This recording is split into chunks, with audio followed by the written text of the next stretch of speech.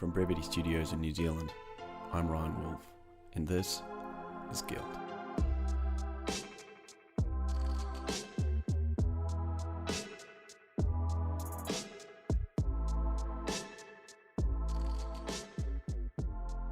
On the last episode of Guilt, who killed Jordan Voudouris? Quite a larger-than-life sort of guy, you know. Like he was quite. He was always quite neat to have a conversation with. He was quite sort of vibrant and energetic, and you know, he had a lot going on. But yeah, lots of conjecture. What I didn't like was the police actually coming and giving me a questionnaire, which had about 52 questions in it, and it was all about my neighbours. Yeah. It was nothing. They didn't seem to be looking at any other angle. Because his body was quite badly mutilated. I know from the undertaker he didn't want the kids to see because he had knife cuts on his arms and things. You can't just let it go like this, because a lot of people of our family, they're waiting for it to find out why, what's the reason, what's the purpose. That person doesn't have a conscience, and I don't think he has any feelings. He has his heart will be stainless steel.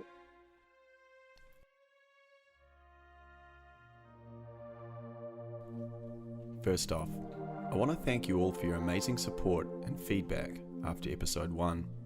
Plenty of 5-star ratings, but please keep them coming. It helps this podcast rise the ranks, and more importantly, get Jordan's story out there. When I set out making this podcast, I didn't want to set a specific time period between episodes because I wanted to let the story unfold naturally, and I didn't want to overpromise and underdeliver. My initial plan was to aim for one a month, but I'm going to try and aim for a shorter time frame because there's so much happening and I really want to share it with you. And you won't have to wait long. Episode 3 is going to be released 1 week from the date this podcast airs. Before we dive into this episode, I want to give you fair warning. This episode is going to throw a lot of information at you, so pay attention. I'll introduce a few key theories, but we won't be taking a deep dive into any of them just yet. But don't worry, we certainly will be investigating all these leads thoroughly in upcoming episodes. For now, let's just listen and absorb. Last week I walked into the antique store of Vivian Leonard and immediately knew I'd come to the right place. To recap, Viv owns the antique store Arkwright's Antiques. This is the oldest antique store in Paeroa. She more or less started the trend for the town. Over the years, Viv has been very outspoken about Jordan's murder and has become a town pinboard of sorts. People stop by and pass on information, things they've heard, different theories, rumour, facts, and she diligently keeps a mental track. This has rubbed a few people the wrong way, rightly or wrongly believing she's spreading misinformation and that she should just let it go. But the reality is that in this case, where so little is known publicly, one of these tidbits of information could hold the key to solving the case. Viv cares deeply about this case, and is the first to admit she's a bit of a blabmouth when it comes to the different theories. But that's exactly what I'm looking for.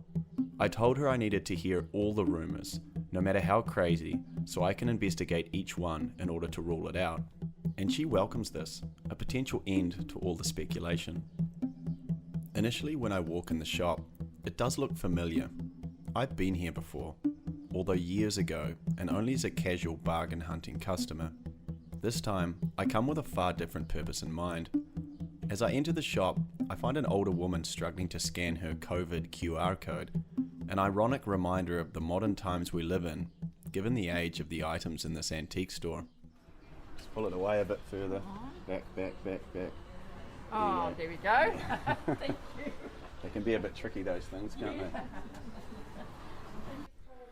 Nice store with a lot of cool things in here. Yeah, hi. Might have the odd one here. Hi. Hi. You don't happen to be Vivian, do you? Yes, I am. Oh, okay. My name's Ryan Wolf. I'm making a podcast about the murder of Jordan Voudouris. Viv is in her 60s, with silver hair, and oozes a refreshing frankness and friendliness. Despite her 25 plus years in business, she still happily greets each customer as they enter her store and points them in the right direction, with an apparent photographic memory of every item in her store. Something I realised very quickly was that she knew most of the people coming through the door, returning customers from far and wide, looking for a bargain. Oh, okay. Yeah, I know, 9 years. Got his little garden sussed around there. I was wondering, would you be interested in having a chat? Maybe not now, obviously Yeah. you're busy, Yeah. but at some point? Definitely, yeah. Initially we make a plan to meet at a later time, but as I've now learned with interviews, things have a habit of just rolling from a brief chat into an hour-long conversation. We end up spending the next hour talking, Viv behind her counter deftly dealing with customers while answering my questions. Straight off the bat, she remembers Jordan's fieriness. I used to call him my guard dog because he'd caught burglars. He'd hear them, because he lived there, he'd hear them kicking in my door, and he'd come out and say, "What the hell are you doing?" And they'd run around the corner and he'd, "Get away, you out of here, you bastards," and he'd scare them away, and then they'd come back and were kicking the door again. And the council cameras, you could see this big tall guy and a smaller guy out on the footpath, and they were just running and booting at my door, and Jordan had come out again and he scared them away. They didn't get in that night, but you could see where they'd broken one lock, but there was another lock and they didn't get in. So jokingly, I used to say he was my guard dog. Well, he was very good. Felt good having a bit of security there. So yeah, pretty sad when it all went down. In episode 1, I mentioned the TV show Cold Case, which aired in September of 2020. In this episode, they detailed the way in which Jordan had been shot. These facts had never previously been released, and this lack of information had no doubt fueled the fire of the rumour mill over the previous 8 years. I was led to believe that he got shot in the back of the head, and so it was like a execution style drug thing, which we thought, but then they showed it on TV, and he was, by the scuffle marks out there, they could see that he'd actually struggled with the gun, and then it had gone off and gone through his arm and then his heart or something, so he actually got shot in the arm, which was, to me, that was quite a relief that it wasn't, Well, and it probably puts to bed some rumours that, by the sounds of that, it may have been almost accidental in a way. Well, they could have just been robbing, because he'd had his freezers robbed, stolen out of, and apparently he did go to the police about that. Yeah, well, that's interesting as well. Was he just sort of that kind of guy that he sort of took care of things on his own? Well, I suppose he didn't want the police sniffing around either, So, and the police asked me at the beginning, did I think he had anything to do with drugs? And I said, no way. I said, he used to tell the kids, keep away from that shit, don't touch that shit. But then a few years later, I met someone who used to work out at the meatworks, and he said that, he was involved with P, and it was like, really? Let's pause a moment to address a couple of the points Viv just made. First off, Viv's claim that Jordan's freezers had been robbed. At the back of Jordan's pizza shop, Mykonos, Jordan had some large freezers, which he used to store meat. At any one time, there could be hundreds of dollars worth of meat in these freezers. When I heard this, it piqued my interest. Could Jordan have heard thieves breaking into his freezers that night and confronted them? I managed to find a reliable source who does not wish to be named. I asked him about the supposed freezer robberies and whether Jordan went to the police. These are his words, but not his voice. I don't know if he made an actual police report. He had a lot of meat and stuff taken a couple of times. He'd had his tobacco stolen a couple of times from out the back as well. I asked if Jordan was the kind of person who would confront a burglar. Definitely. I asked if Jordan had any idea who the thieves might have been. He worked hard for what he had. He was pretty generous. He didn't like thieves at all. If he did know, he probably would have kept that to himself. From everything we know about Jordan, I think it can be safely assumed that he would have confronted any burglars. And if this was the case, it could certainly have led to an altercation. However, the stretch for me is the loaded gun element. Would a burglar or burglars take a loaded gun just to steal some meat out of a freezer? I don't know the statistics on how common it is for a burglar to carry a loaded gun in New Zealand, but I'd assume it's not high.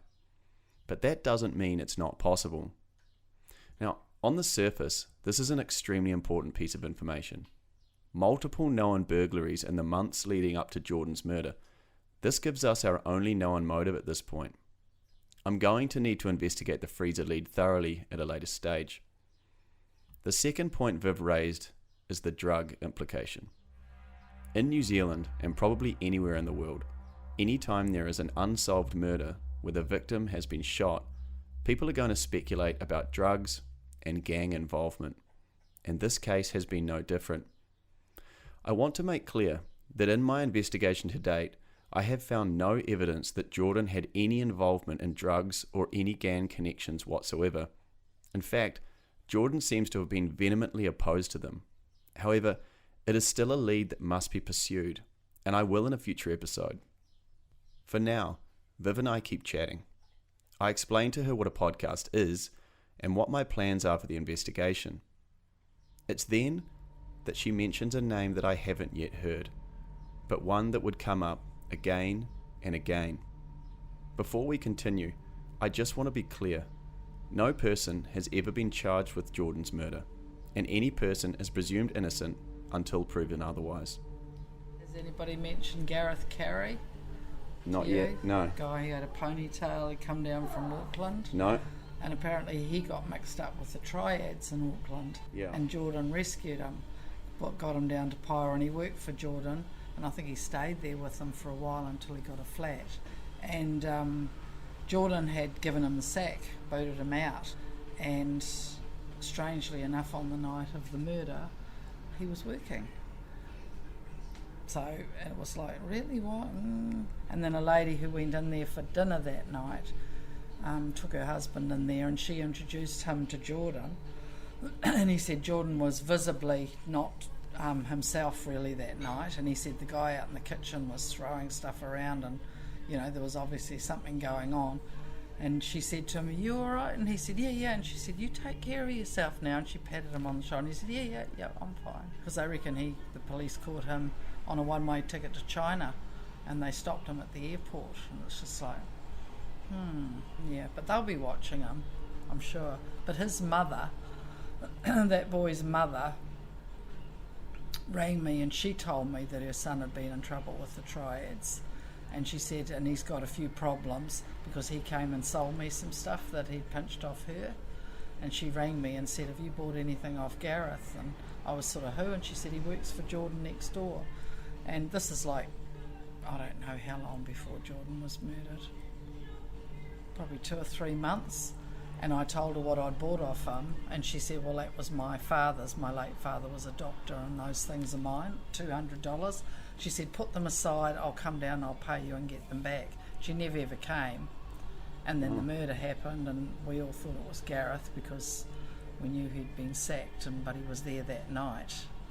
So it's like, but he had a good alibi. He reckoned he didn't leave the place. He'd bought beers and gone home, and the people that he was flatting with or living with gave him an alibi. And was like, well, if you're all drinking, how would you know if he didn't get up in the night and go out again? But the police, they would have done all that investigating. Obviously there's a lot to take in here, so let's break this down quickly. I have confirmed that Jordan did in fact hire a young man from Auckland to work in the store, and that they did have a tense relationship at times. The claims about a one-way ticket to China seem a wee bit dubious, but if they were true, would need some explaining. Gareth's possible involvement with a gang known as the Triads is speculation at this point, but certainly worth noting. The claim that Jordan and Gareth had been arguing the night of Jordan's murder is obviously important, and if Gareth had been fired, what was the reason he was working on the night of Jordan's death, and why was he fired? And what was his alibi? Up until this point, Viv has filled me in on all the different theories, but they've been made up of a lot of speculation and hearsay. What she was about to say next was quite different, and would make my hair stand on end. Actually, another thing that happened, which along the way, like about 6 years after Jordan was killed, the local paper came and they said, we're going to do a follow-up on Jordan, do you want? And I said, yeah, I'll help. I'll do anything I can to help catch whoever killed him. Anyway, they did a big story and a big picture this big on the front page of me, and then And someone said, oh, you'd think the Hauraki Herald would have a story because they're all owned by the same outfit. So the next week another big story came out with it added to. And it was like, oh God, shrink, because then it was out there for everybody to see. Well, my girl was working here and I was over in the refinery, and I get a phone call and she said, oh, there's this guy here wants to talk to you, big Maori guy, and gave me the phone. It was raining outside, I could barely hear. And he said, look, I just read the story about you trying to find out who did the murder. He said, I know who did it. And he said, and he's dead now. So he said, just lay off, just forget about it. And I said, well, have you told the police this? And he said, yep. He said, they know. He said, it was my nephew. He said, and he got killed a couple of weeks ago, a guy from Waihi, but he was, I think he got taken out, I don't know. But it was the, not the mongrel mob. Anyway, this guy was talking. He said they tried to nail it on my son. He said, but it wasn't my son, it was my nephew. And he said, and he's already dead, so over and out. So I mean, the plot thickened, you think, and then I think the police just thought that was just a sort of a smoke screen to cut, saying he was already dead. And you think, well, was it this guy's son, and why? So it really is, but so I decided to butt out because someone said to me, you better shut the hell up and just mind your own business, or they might decide to take you out. For me, this was a bombshell moment. If a man walked in person off the street into Viv's store and spoke with her and her staff member, that's direct evidence. It's not hearsay, and to me, that's absolutely key. It was at this point that Viv made it very clear that she wasn't going to say any more. I pressed her for the man's name, and although she says she knows this, she certainly wasn't going to be giving it to me. And while frustrating, I do understand. Some of the further details we spoke of off the record do implicate gang involvement, and while gangs in New Zealand, for the most part, have no interest in the goings-on of normal citizens, you definitely don't want them to come knocking on your door, so I respect Viv's decision not to speak further on the matter. However, I need to verify this lead, and fortunately we have another witness. One of Viv's staff, Sharon, was working that day, and in fact was the person that actually saw him in the store. I was curious to see if she remembers the day the same as Viv. A few days later, I called the store to have a chat. Let's jump ahead to that conversation quickly. Yeah, I just wanted to ask you a question about the man that came into the store that day. Oh, yeah, the Maori guy. Yeah, can I just ask you a couple of questions about him quick? Yes, sure. See what I can remember. Maybe just walk me through what happened that day. Oh, he just came in and he said, are you Viv? And I went, no. I work for Viv. And he goes, oh, well, I'm here about Jordan. And I went, oh, yep. And he goes,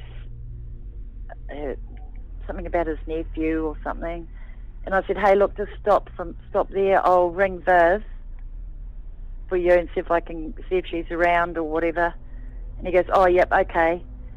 And so I rang Viv's cell phone and she was around at the refinery, and I said, can you talk now? And she goes, yep. So I gave him the phone and he just went up around where all our clothes are up the back there and unloaded.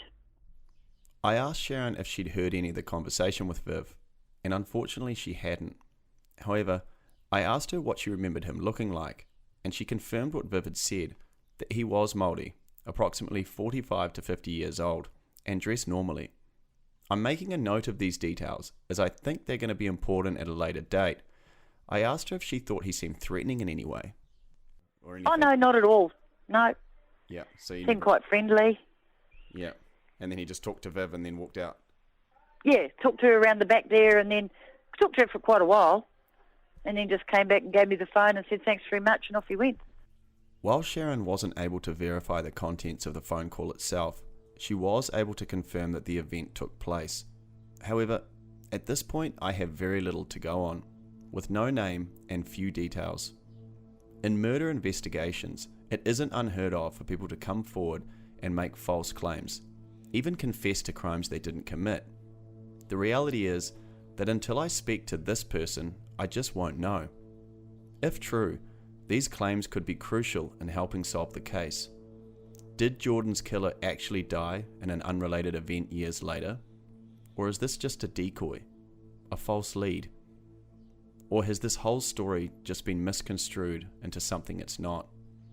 If you're listening to this, and you either are this person or know who this person might be, and you would like to speak anonymously and clarify your story and what happened that day, please contact me at brevitystudiosnz@gmail.com. Clearly, this is an important lead, but until I have further details, it's going to have to be parked for the moment. Viv and I keep chatting, but the stream of customers coming into the store has become a river, and I decide to wrap up this interview and take my first opportunity to visit the scene of the murder. Viv points me in the right direction, and I walk back out of the store into a windy Paeroa day. Okay, well that was very interesting. Very interesting. A few different things to look at there. So I've just walked out of the antique store now, and I'm heading down the street. I'm going to have a look and see if we can find the spot. It's quite windy. I hope it's not too windy. I turn left out of the store and walk no more than 50 meters till I find a back entrance on the left. It's here that I find a somber reminder that this event was quite real, and a man lost his life in this spot almost 10 years ago. Okay, so I'm at the spot where Jordan was found, and there's a plaque here, a black granite plaque on the wall, in memory of Jordan Voudouris, 23/6/1956 to 18/6/2012. Our pizza man. Rest in peace.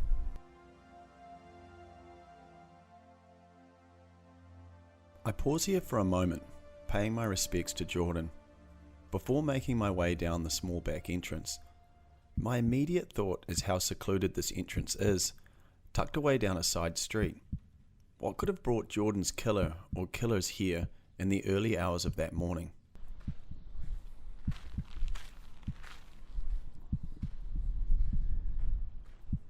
So I'm standing at the spot now where apparently there was a scuffle here, which is still out the back, and then Jordan managed to stumble about 18 meters out to the front gate.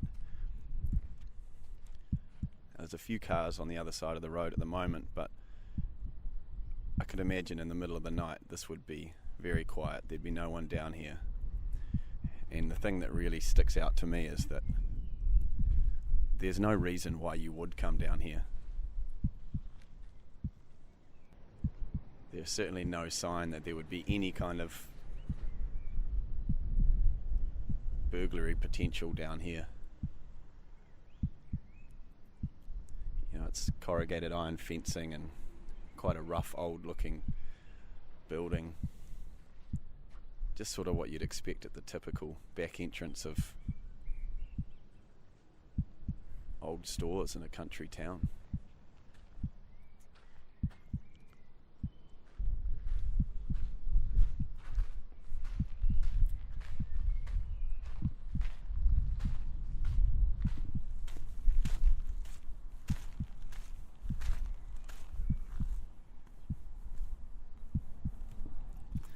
I definitely have to come back here late at night and get an idea of what it looks like. Actually, something else I wanted to check was security lights. Now, we're talking about 10 years ago, but my thought would have to be, were there lights out the back here? Now, I can see that right now there are none. I take some time and have lunch and decide to quickly pop back in to see Viv before I leave. I'm interested to know how much has changed at the scene since 2012. What's changed since back then? Oh, there was a bit of scrub and trees and things along the side. He's cleared it all. Oh, okay, so there was... It's totally changed, really. So it was more secluded than it is now? I saw there was an old stump there it was, you could say secluded. Yeah, it was more sort of bit of great greenery and that around. Yeah. The guy pulled all that out only a few weeks ago, actually. Oh, really? Yeah, he just ripped the whole lot out. There was big trees and that at the back. I was going to ask, in terms of lights and stuff, did there used to be sort of lighting down the back there? Nothing, it was dark. No, dark as. Yeah. Those gates were normally locked at night, but that particular night they weren't. Yeah. Okay. And Linda, who was there's left now. She's the one who found him. Linda, what's her last name? I don't actually know her last name. We just called her Rusty. Rusty's was the name of her shop. Oh, okay, she had a shop. She was just Linda Rusty's. Yeah, she had the 3 shops that are now just been rented, and because she just sold them, so it's all changed. That's why I mean they've just all opened up in the last since the first lockdown. You'll remember Linda from episode 1. She was the person who actually found Jordan's body that morning. However, there was the 2-hour delay in her actually reporting this discovery to the police. I asked Viv her thoughts. Yes, that was, I don't know. That sticks out. I know, same. It did look odd. And her husband was undercover detective or whatever in a past life, but he worked out of town and they were separated.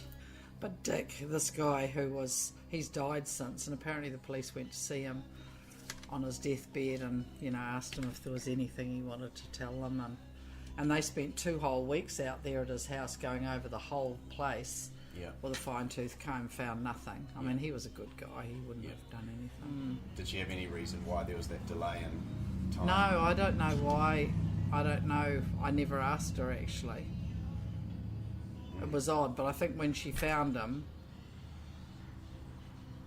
she rang Dick straight away. That's her ex-husband.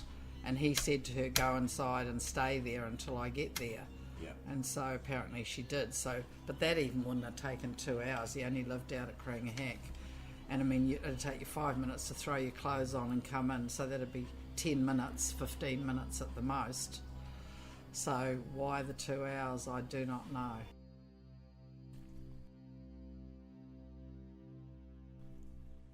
I know there's been a lot to digest here. Each lead seemingly almost as good as the next. And to be honest, I've only included about half here. There are a number of other potentially worthwhile angles to investigate that we'll get into in upcoming episodes, but I felt it was important to show what can happen when a town is left in a vacuum of information. Theories and rumours will over time fill this void, and as we'll find out, the longer time goes on, the more these rumours can develop and mould to fit a certain theory. It's crucial for me that I don't get caught up in this whirlpool of information. I need to begin this investigation with some clarity. The first step is to create an accurate timeline. Let's go over the reported events of that night. Jordan worked a normal shift at his pizza shop, Mykonos, and the last person to see him alive was someone making a bakery delivery at 10:30 p.m. Computer analysis then showed that Jordan was active on his computer, and he shut this down at 1:30 a.m. 2 people from the funeral home across the street reported hearing a gunshot at around 2 a.m. Jordan was then found at approximately 4 a.m. The call to emergency services was made around 6 a.m. All of these are times which have been provided by police, so this is the current, most accurate timeline we have available. The first thing I want to do is confirm that these times are in fact accurate. I'm going to start with the staff at the funeral home, reportedly hearing a gunshot around 2 a.m.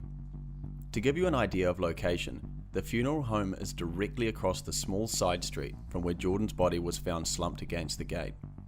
A quick Google search, and I find that today it's occupied by Valley Funeral Services, so I give them a call. The guy that used to be here, he's left the company. He's now, as far as I know, he's down in Hawera. Hawera.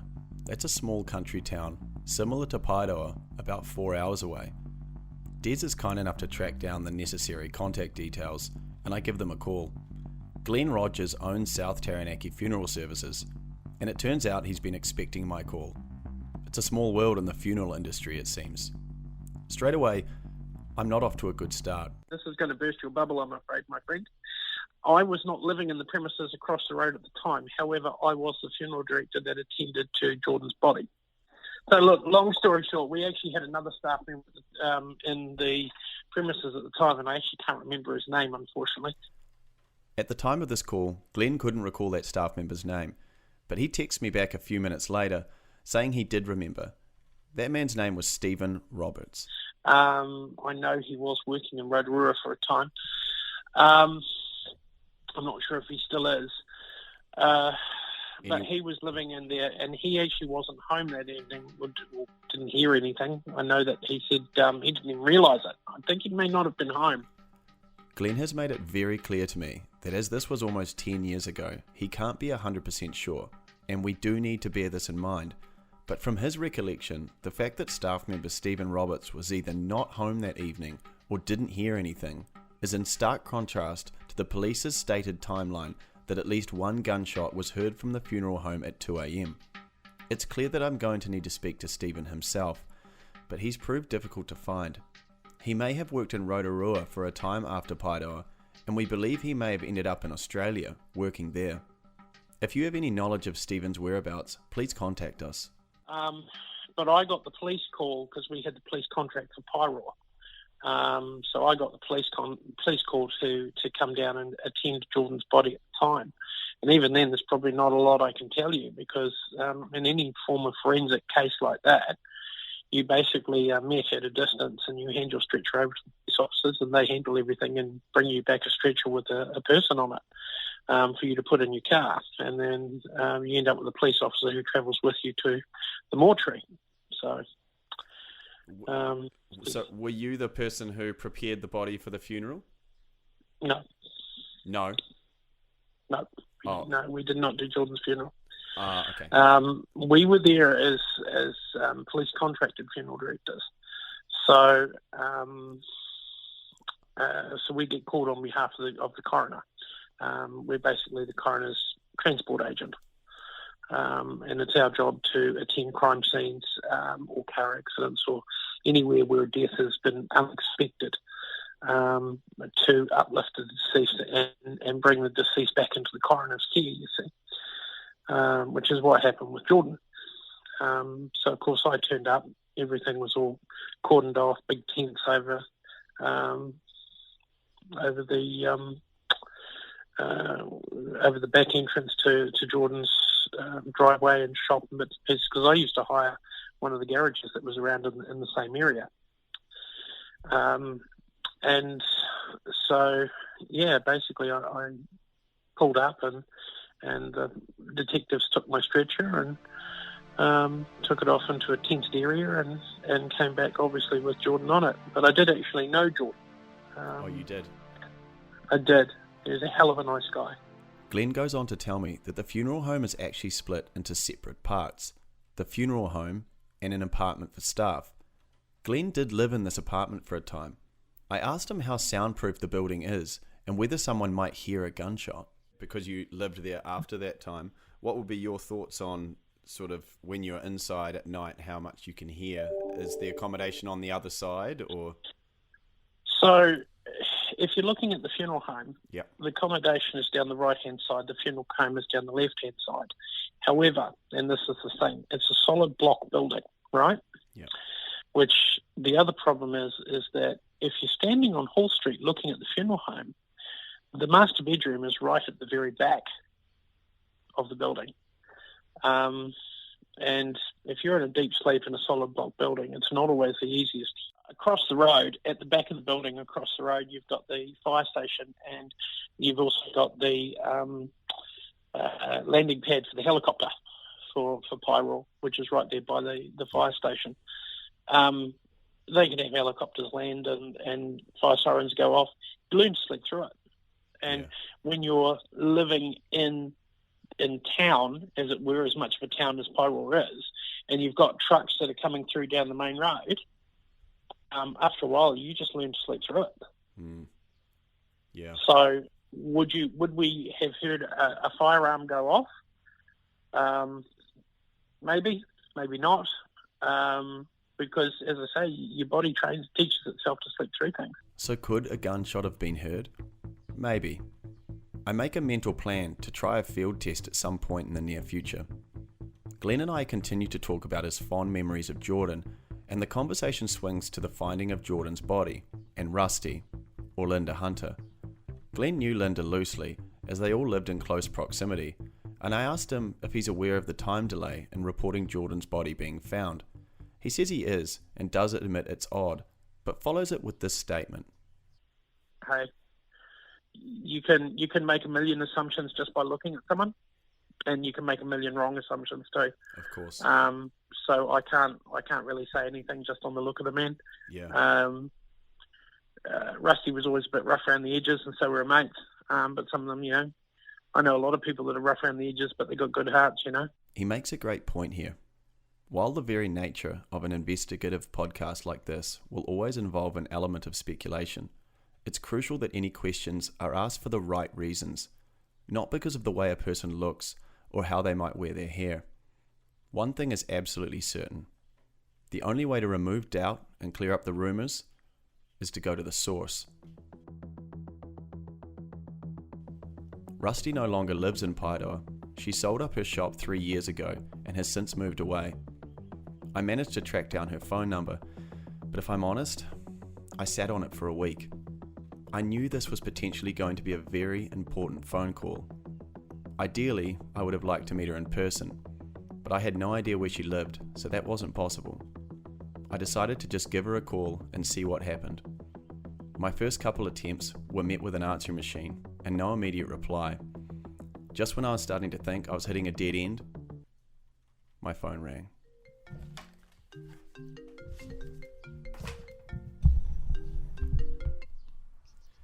Hello, Ryan speaking. Hello, Ryan. Is it Brian? Ryan Wolf. Yeah, I've got a missed phone call. Yes. My name's Linda Hunter.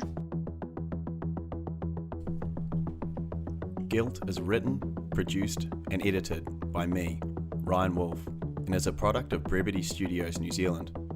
Additional voice acting, Lewis Roscoe. Closing track, Jukebox, by Patrick Patricios.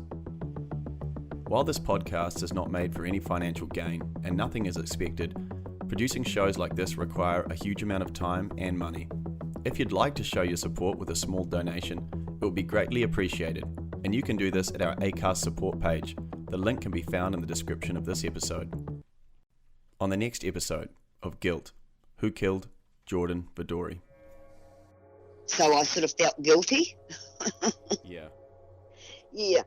And then I said to my girlfriend when I was going down to the police, I said, oh, shit, I better tell them that Barry stayed with me. And she said to me, oh, no, don't tell them that. And that's when I lied to the police, where I never lie. I always speak the truth or don't speak at all. Yeah. And because of the guilt and blah, blah, blah, I just lied and, didn't say that he'd stayed the night. And I was just wanting to ask you a couple questions about that morning, if it was okay. No, that's a long time ago. Yeah, so you You don't... know how long ago that was? Are you a detective or anything? I'm just a journalist. No, fuck off.